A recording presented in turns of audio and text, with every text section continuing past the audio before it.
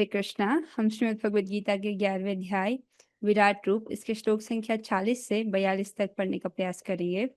गीता महात्म्य में एक श्लोक आता है, एकम शास्त्रम देविकी पुत्र गीतम एको देवो देविकी पुत्र एव एको मंत्रस्य नामानि यानि कर्माप्येकम तस्य देवस्य सेवा। जिसमें प्रभुपाद जी इसका तात्पर्य देते हुए कहते, इसका अनुवाद देते हुए कहते हैं, आज के युग में लोग एक शास्त्र, एक ईश्वर, एक धर्म तथा एक वृत्ति के लिए अत्यंत उत्सुक हैं। अतएव एकम शास्त्रम देविकी पुत्र गीतम, अर्थात केवल एक शास्त्र भगवत गीता हो जो सारे विश्व के लिए हो। एको देवो देवकी पुत्र एवो, अर्थात सारे विश्व के लिए एक ही ईश्वर हो। वास्तव में एक ही ईश्वर है, भगवान जो है वो एक ही व्यक्ति है। तो वो कौन है? कृष्ण। देवकी पुत्र एवो एको मंत्रस्य नामानि यानि, और क्या है? एक मंत्र, एक प्रार्थना हो, उनके नाम का कीर्तन। हरे कृष्ण कृष्ण कृष्ण हरे हरे, हरे राम राम राम हरे हरे। और कर्माप्येकम तस्य देवस्य सेवा, और केवल एक ही कार्य हो, वो कार्य क्या है? भगवान की सेवा। तो इस प्रकार से हमारे लिए ये चीजों को फोकस कर देता है कि कहाँ अपना ध्यान लगाना चाहिए। एक शास्त्र भगवत गीता, इसको बढ़िया से पढ़ना है। और एक जो है, एक मंत्र, एक प्रार्थना, वो कौन सा है? हरे कृष्ण महामंत्र को पकड़ना है। इसको समझने के लिए अधिक बुद्धि की आवश्यकता नहीं है। हरे कृष्ण महामंत्र का जप करना है। और एक ही कार्य, वो क्या है? भगवान की सेवा। किसी न किसी प्रकार से अपनी इंद्रियों को भगवान की सेवा में नियोजित रखना है। इसके साथ हम आज के श्लोक में आज प्रवेश करते हैं। श्लोक संख्या 40 को पढ़ेंगे। नमः पुरस्तादथ पृष्ठस्ते नमः पुरस्तादतपृष्ठस्ते।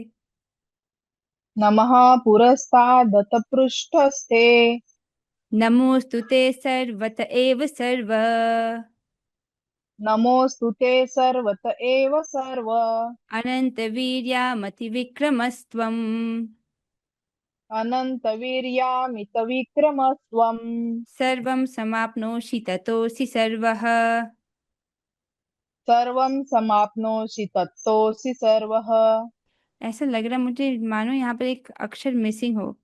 फिर अर्जुन जी कहते हैं, आपको आगे, पीछे तथा चारों ओर से नमस्कार है। हे असीम शक्ति, आप अनंत पराक्रम के स्वामी हैं। आप सर्वव्यापी हैं, अतः आप सब कुछ हैं। तो पिछले श्लोक में भी अर्जुन जी प्रणाम कर रहे थे, इस श्लोक में भी अर्जुन जी भगवान को प्रणाम कर रहे हैं। नमः पुरस्तादथ पृष्ठस्थे, आपको पुरस्ताद अर्थात सामने से, और पृष्ठतः अर्थात पीछे से क्या है? नमस्कार है। नमोस्तुते सर्वत एव सर्व, और आपको सब दिशाओं से, सभी ओरों से आपको नमस्कार है।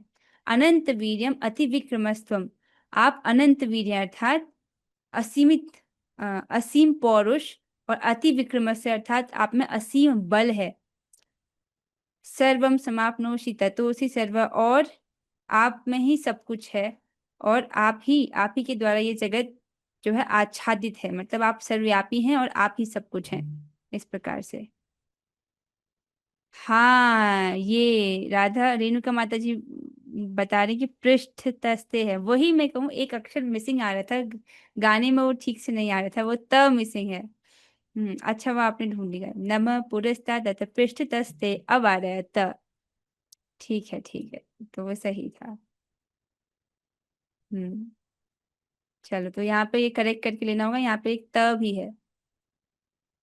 चलिए, अन्वय को देखेंगे। सर्व, हे सर्व स्वरूप, अर्जुन जी विराट पुरुष को बोल रहे हैं। ते, आपको, पुरस्ताद सम्मुख अर्थात सामने से, अथ अंतर पृष्ठतः अर्थात पश्चात से, पीछे से, नमः अर्थात नमस्कार है। ते, आपको सर्वतः एव मतलब सभी ओर से, नमः अस्तु नमस्कार है। तो आगे से प्रणाम है, पीछे से प्रणाम है, सभी ओरों से प्रणाम है। क्या सूचित होता है इससे? अर्जुन जी जो है उनको हर प्रकार से प्रणाम कर रहे हैं, उनको आदर प्रस्तुत कर रहे हैं।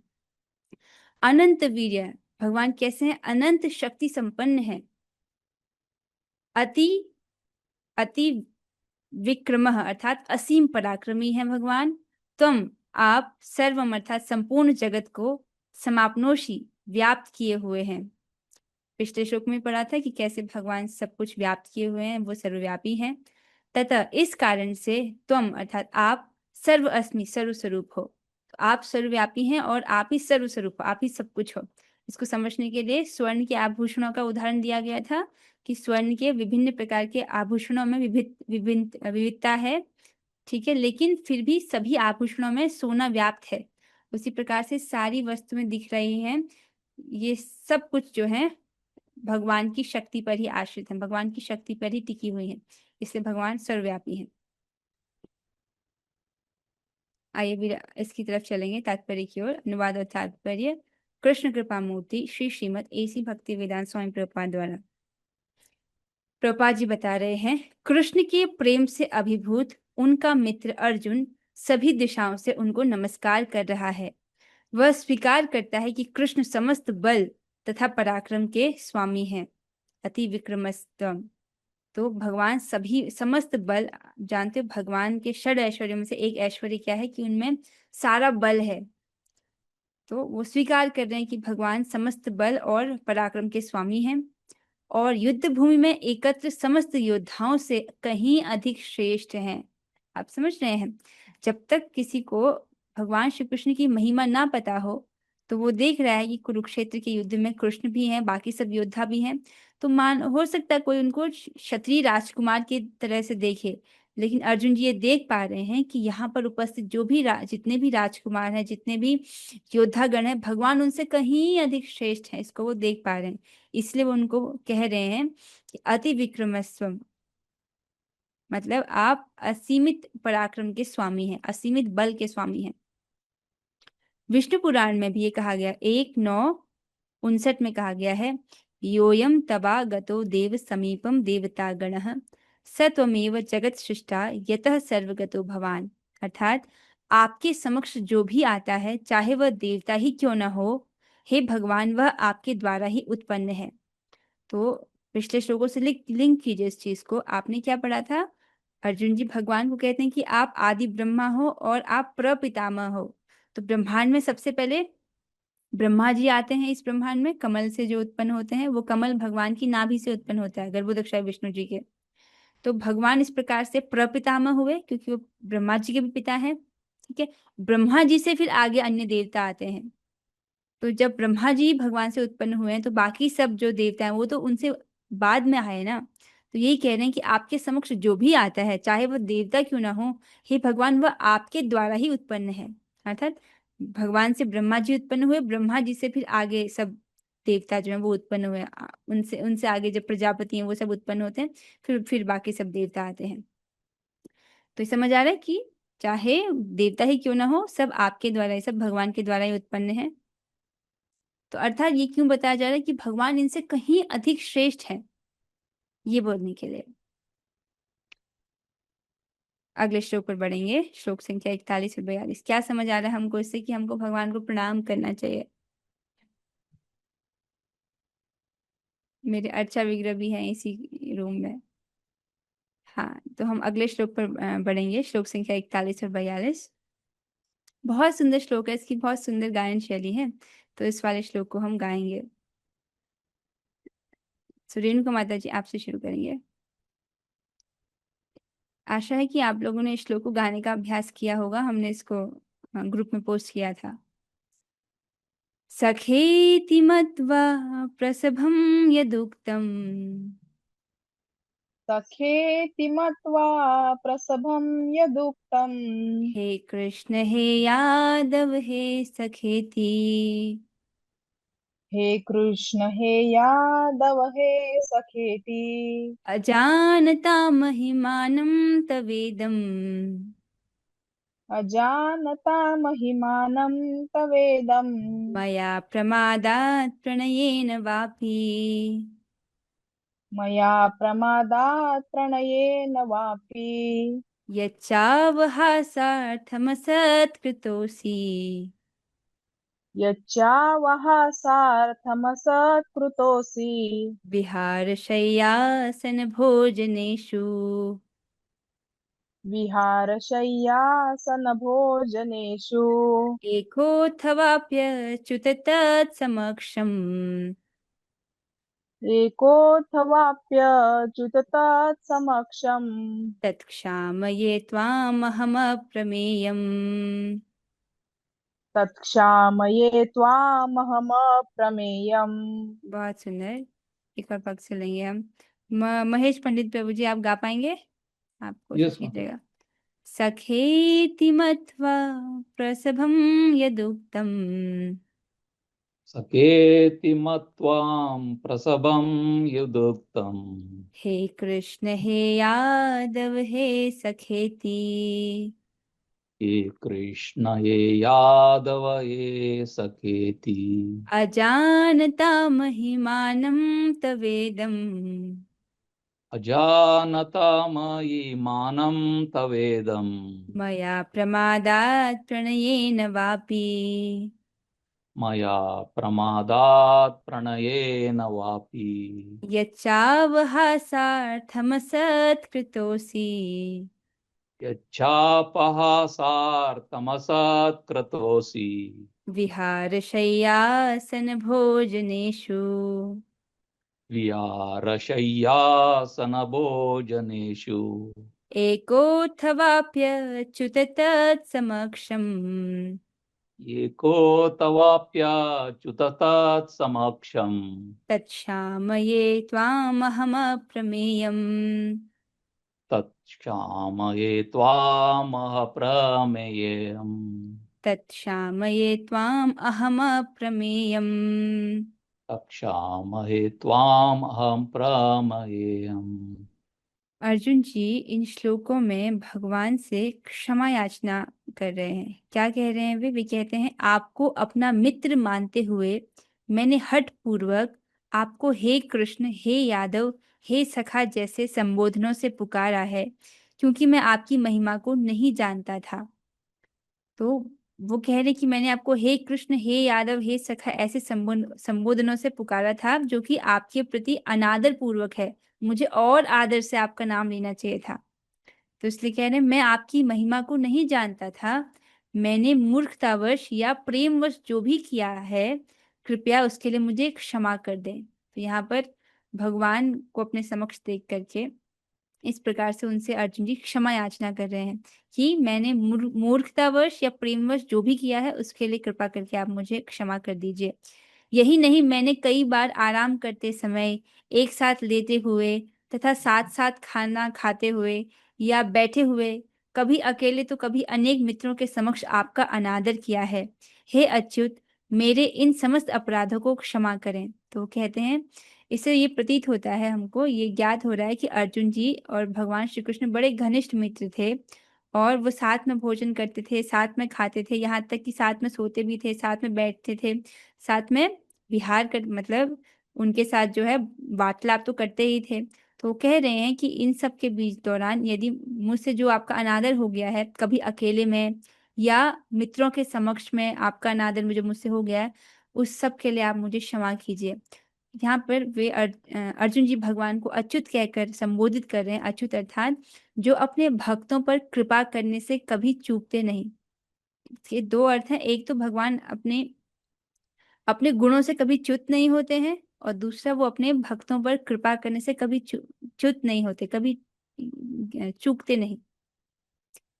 ठीक है, तो बहुत सुंदर इसका अर्थ है। एक बार हम अन्वय को देखेंगे। तव इदम महिमानम, आपकी इस महिमा को अजानता, नहीं जानकर, क्योंकि मैं आपकी इस महिमा को नहीं जानता था, तो प्रमादतः अर्थात प्रमादवश, प्रणयेन वापि अथवा प्रणयवश अर्थात प्रमाद के कारण या प्रेम के कारण, सखा इति मतवा आपको अपना सखा मानकर, हे कृष्ण, हे यादव, हे सखे इति इस प्रकार से मैंने आपको हे कृष्ण, हे यादव, हे सखे आदि संबोधनों से पुकारा।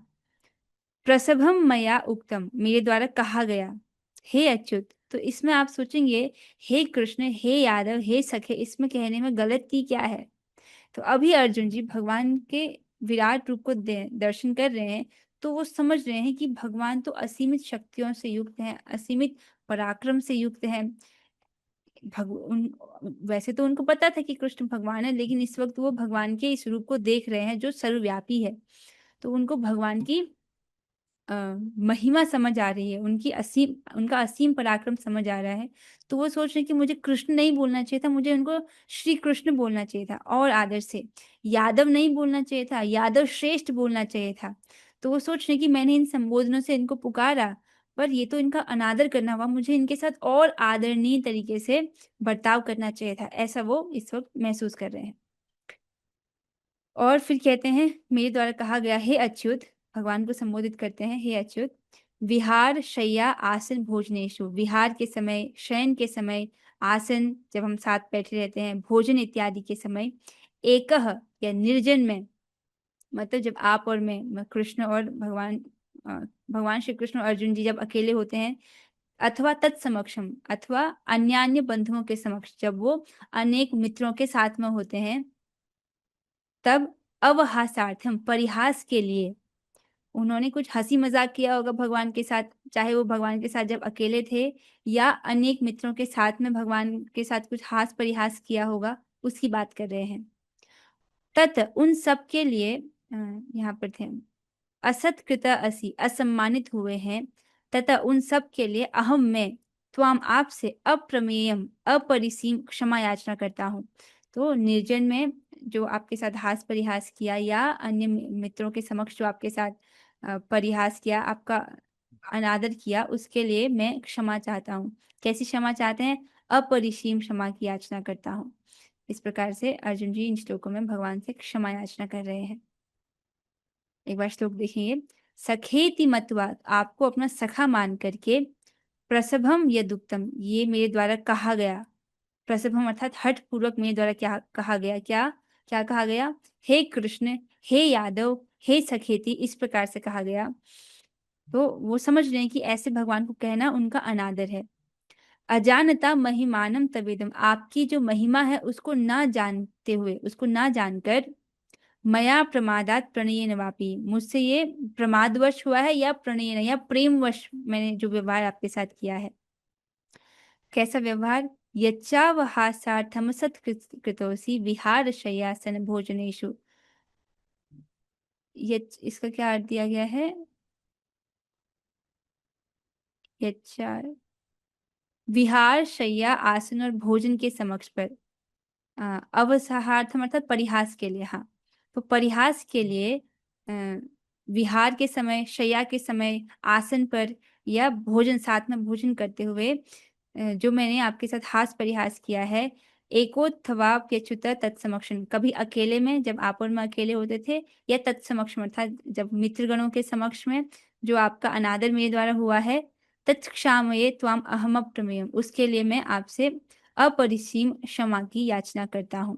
तो इस प्रकार से अर्जुन सिंह भगवान से क्षमा मांग रहे हैं। आइए तात्पर्य की ओर चलेंगे। प्रभुपाद जी बहुत सुंदर तात्पर्य दे रहे हैं। वे कहते हैं, यद्यपि अर्जुन के समक्ष कृष्ण अपने विराट रूप में हैं, किंतु उसे कृष्ण के साथ अपना मैत्री भाव स्मरण है।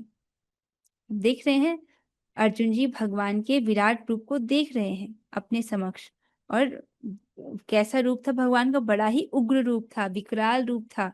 ऐसे रूप को देख रहे हो जिसमें हजारों मुख, हजारों पेट हैं। ऐसा देखने के बाद भी उन्होंने, अर्जुन जी का कैसा अनुभव था कि वो उससे वो सब ओर से मोह को प्राप्त हो रहे थे। ठीक है, ये सब देखने के बाद भी उनको ये स्मरण था कि ये मेरे मित्र हैं। मतलब उनका जो वो मैत्री का भाव था वो उनको स्मरण था। वो जीवात्मा उसको भूल नहीं सकता है। जीवात्मा का जो संबंध है भगवान से, उसको भूल नहीं सकता है, उसको बता रहे हैं। यद्यपि यहाँ पर वो भगवान के विराट रूप को देख रहे हैं, इसलिए वह मित्रता के कारण होने वाले अनेक अपराधों को क्षमा करने के लिए प्रार्थना कर रहा है। तो उनको स्मरण है कि ये मेरे मित्र हैं, और मैंने कई बार बड़ी प्रमादवश या प्रेमवश इनके साथ जो जो व्यवहार किया है, उनको जो जो संबोधन किया है, उसके लिए वो क्षमा चाह रहे हैं। वह स्वीकार करता है कि पहले उसे ज्ञात न था कि कृष्ण ऐसा विराट रूप धारण कर सकते हैं। यद्यपि मित्र के रूप में कृष्ण ने उसे यह समझाया था। स्पष्ट है, उनको पता नहीं था कि कृष्ण जो है वो इस प्रकार से विराट रूप को धारण कर सकते हैं, और उनकी उनकी उनकी जो सर्वव्यापकता का गुण था वो उनको पता नहीं था। देखिए, अर्जुन जी तो भगवान के शुद्ध भक्त हैं, भगवान के पार्षद है, वो तो जानते ही हैं, लेकिन भगवान ने इस प्रकार से उनको अच्छा मोह में डाला था ताकि उनके द्वारा हम सबको ये ज्ञान हो सके।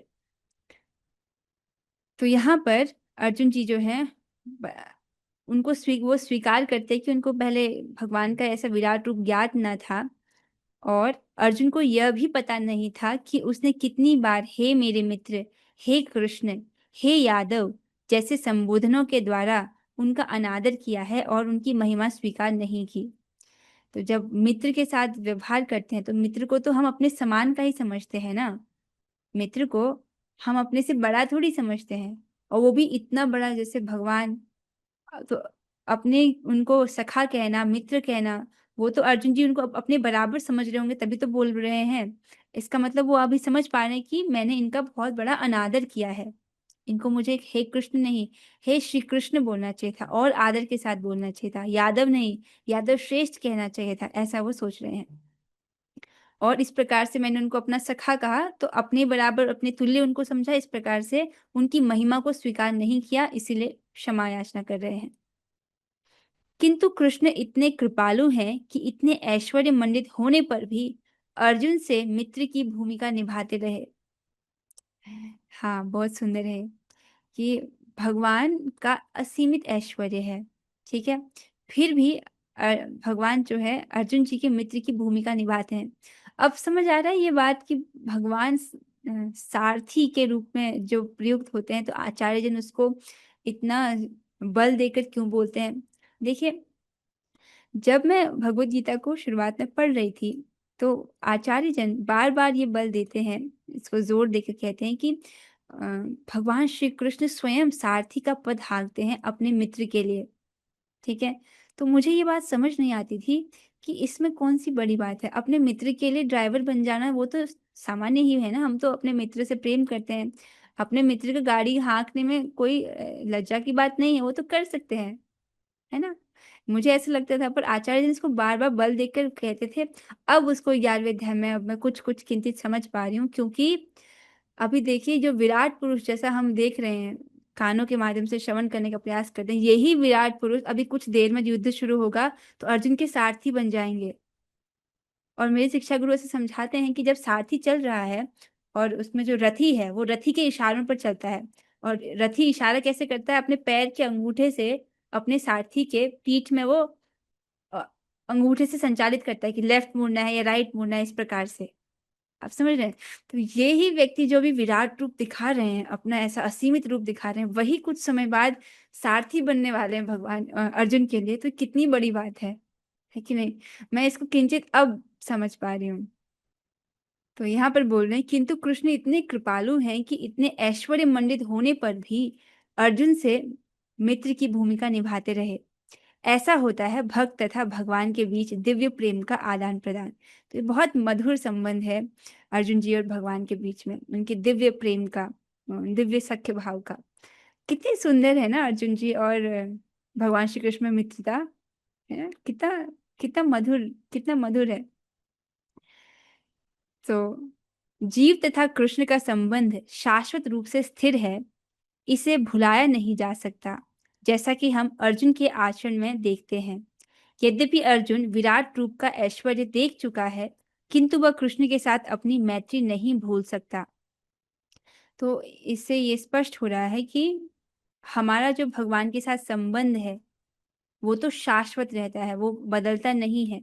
भले उसको बद्ध अवस्था में जीव भूल जाता है, लेकिन भगवान के साथ जो संबंध है, चाहे वो अ, साख्य रस में हो, दास्य रस में हो, वात्सल्य रस में हो या मधुर रस में हो, तो जो संबंध हमारा भगवान के साथ है वो शाश्वत है। यहाँ पर अर्जुन के आचरण में हमको ये समझ आता है कि अर्जुन जी भगवान का विराट पुरुष देख रहे थे, फिर भी वो अपना जो भगवान के साथ संबंध है उसको नहीं भूले थे, क्योंकि यहाँ पर स्पष्ट किया जा रहा है कि जीव उसको नहीं भूलता है। तो लेकिन बद्ध अवस्था में, जैसे हम बद्ध अवस्था में हैं, ऐसी अवस्था में जीव जो है भगवान के साथ अपना संबंध भूल जाता है, जिसको जागृत करने के लिए ही तो सारा वेद और शास्त्रों को बताया गया है। तो जो वेद के 3 ही प्रयोजन है, क्या प्रयोजन है ये? संबंध, अभिधेय और प्रयोजन। संबंध क्या है कि जीवात्मा समझे कि भगवान के साथ मेरा क्या संबंध है, वो इन 5 रसों में से कौन से रस में भगवान के साथ जुड़ा हुआ है? शांति रस, दास्य रस, साख्य रस, वात्सल्य रस और मधुर रस। इसमें से कौन से संबंध में भगवान के साथ जुड़ा हुआ है? पहला तो यही है, संबंध ज्ञान, कि भगवान के साथ मेरा क्या संबंध है। दूसरा है अभिधेय, किस प्रक्रिया के द्वारा उस संबंध को जागृत किया जाए, क्योंकि वो संबंध है लेकिन जीवात्मा भूला हुआ है, तो किस प्रक्रिया के द्वारा वो संबंध को वापस जागृत किया जाए, वो क्या है? भक्ति। भगवान की भक्ति करके भगवान के साथ जो हमारा शाश्वत संबंध है, जिसको बद्ध जीव भूला हुआ है, उसको वापस से अ, वो वापस से उस प्रकार का प्रेम का आदान प्रदान प्राप्त हो सके। और है प्रयोजन। प्रयोजन क्या है? संबंध ज्ञान, अभिधेय और प्रयोजन। प्रयोजन है कृष्ण प्रेम की प्राप्ति होना। देखिए, भगवान की प्राप्ति तो असुरों को भी हो गई थी, लेकिन क्योंकि उनके पास भगवान के लिए प्रेम नहीं था, इसीलिए उनको वो आनंद नहीं आया जो भगवान के भक्तों को आता है। असुर भी अपने समक्ष भगवान को देख रहे हैं, लेकिन उनको वो देखने से वो आनंद नहीं होता है, जिस प्रकार से माता यशोदा को हो रहा है अपने पुत्र को देख करके। देख रहे हैं? तो भगवान प्राप्त होना उससे भी अधिक महत्वपूर्ण है कि हमको भगवान के प्रति प्रेम प्राप्त हो। ठीक है? तो वेद और सब शास्त्र इन्हीं तीनों चीजों को समझाने के लिए लिखे गए हैं। क्या? संबंध ज्ञान, अभिधेय ज्ञान और प्रयोजन। ठीक है? तो इसी के लिए सारा शास्त्र है। और देखिए, जब व्यक्ति एक बार नाम बोलता है, एक बार हरि बोल दिया है, एक बार कृष्ण बोल दिया, तब उसके सारे पाप नष्ट हो जाते हैं, सारे पाप। ठीक है? लेकिन फिर हमको बार बार इतना नाम जप करने के लिए क्यों बोला जाता है? और आप तो पूरा रिपोर्ट भी चाहते हो कि हम आपको ये बताएं कि अटेंटिव चैंटिंग किया कि इनअटेंटिव चैंटिंग किया। जब एक ही नाम से सब पाप कट जाते तो इतना क्यों करवा रहे हो? ऐसा इसलिए है, देखिए, क्योंकि हम पाप काटने के लिए भजन नहीं कर रहे हैं, हम भगवान का प्रेम प्राप्त करने के लिए भजन कर रहे हैं। और महाप्रभु कहते हैं कि यत्न और आग्रह के बिना प्रेम प्राप्त नहीं होता है। तो यत्न, अपनी ओर से प्रयास, और आग्रह होना कि मुझे चाहिए, मुझे चाहिए, मुझे चाहिए, इस प्रकार से लोलुपता, लौल्य होना। तो बिना आग्रह, यत्न के मतलब अपनी ओर से अथक प्रयास करते रहना, और आग्रह, बिना यत्न और आग्रह के कृष्ण प्रेम प्राप्त नहीं होता है। इसलिए जो है हमको प्रभुपाद जी ने आज्ञा दी है कि कम से कम हम 16 माला जप करें। तो इसलिए हम उनकी आज्ञा का पालन करने का प्रयास करते हैं। ठीक है, आशा है कि ये स्पष्ट हुआ होगा। हाँ, यहाँ पर तो तात्पर्य पूरा होता है। अब किसी भक्त का आज की चर्चा से कुछ प्रश्न हो तो वो भी देख सकते हैं। हाँ, एक भक्त का प्रश्न है, हमारा कृष्ण के साथ कौन सा संबंध है, ये कैसे समझे? बहुत अच्छा प्रश्न आपने दिया माता जी। हमारा भगवान के साथ कौन सा संबंध है? जब हमको बोला जाता है ये कि आप जो है भगवान की सब लीलाओं को पढ़िए, सब लीलाओं का श्रवण कीजिए, उनका पठन कीजिए, फिर देखिए किसी विशेष लीला के प्रति आपका एक विशेष आकर्षण होगा, तो उससे आपको समझ आता है कि अच्छा ठीक है, मेरा इस प्रकार का भाव हो सकता है भगवान के साथ। लेकिन जैसे जैसे आप भक्ति करते हो, भगवान इसको व्यक्तिगत रूप से अपने भक्त को बता देते हैं। अगर हम भक्ति के 9 स्तरों को देखते हैं यहाँ पर, श्रद्धा, साधु संग, भजन क्रिया, अनर्थ निवृत्ति, निष्ठा, रुचि, आसक्ति, भाव और प्रेम, तो बोला जाता है कि भाव के स्तर पर व्यक्ति को समझ आ जाता है कि वो किस भाव में भगवान के साथ जुड़ा हुआ है। ठीक है? साधारण तरीका तो ये है कि हम सीढ़ी से चलें तो हमको पता चल जाएगा स्टेप बाय स्टेप। लेकिन ये जो नियम है ये भगवान पर लागू नहीं होते। वो आपको कभी भी बता सकते हैं कि आपका उनसे क्या संबंध है। आप समझ रहे हैं? वो अगर देखते हैं कि मेरा भक्त ईमानदारी से मुझे प्रसन्न करने का प्रयास कर रहा है, तो जरूरी नहीं कि वो भाव स्तर पर ही रिवील करेंगे, वो कभी भी रिवील कर सकते हैं, क्योंकि भगवान किसी नियम में नहीं बंधे हैं। ठीक है? एक तो क्या करना है, भगवान की सब लीलाओं का श्रवण करना है, देखना है कि आपका आकर्षण किस तरफ है। ठीक है? और आपको कौन से वाले कृष्ण ज्यादा अच्छे लगते हैं? क्या आपको बाल रूप में कृष्ण अधिक अच्छे लगते हैं, आपको किशोर अवस्था वाला कृष्ण ज्यादा आकर्षित करते हैं, या आपको द्वारका के कृष्ण आकर्षित करते हैं? देखिए किस किस रूप के प्रति आपका आकर्षण है। एक तो ये तरीका है, और दूसरा है आप बड़ी ईमानदारी से भगवान की भजन करने का प्रयास कीजिए। ईमानदारी मतलब कि मैं जो जो भक्ति कर रही हूँ इसका प्रयोजन है कृष्ण को प्रसन्न करना, उनको प्रसन्न करने के लिए। जिसे जिस व्यक्ति को हम प्रेम करते हैं उसको सुखी करना चाहते हैं ना, तो उसी उनको सुखी करने की भावना से अपने कार्य को करना। तो इससे क्या है, इससे भगवान स्वतः ही अपने भक्त को बता देते हैं। और जब आपको पता चल जाए तब किसी को भी नहीं बताना। ठीक है? अपने गुरु को भी नहीं बताना, ये चीजें गुप्त रखी जाती हैं। जैसे प्रभुपाद जी का क्या स्वरूप है, उन्होंने इस बात को हमेशा गुप्त रखा था, किसी को भी नहीं बताया था, इसको गुप्त रखा था, इसलिए इसको गुप्त रखना चाहिए। ठीक, इसके साथ हम आज हुई चर्चा को यहीं पर विश्राम देंगे। हरे कृष्णा कृष्ण कृष्ण हरे हरे, हरे राम राम हरे राम राम राम हरे हरे कृष्णा हरे कृष्णा कृष्ण कृष्ण हरे हरे हरे राम राम राम हरे हरे हरे कृष्णा कृष्ण कृष्ण हरे हरे हरे राम राम हरे हरे श्रीमद् भगवद गीता की जय, जगत गुरु शिवाय की जय, नमः की जय, श्रीधा वृंदावन की जय, निताई गौर जय। हरे कृष्णा। हरे कृष्णा।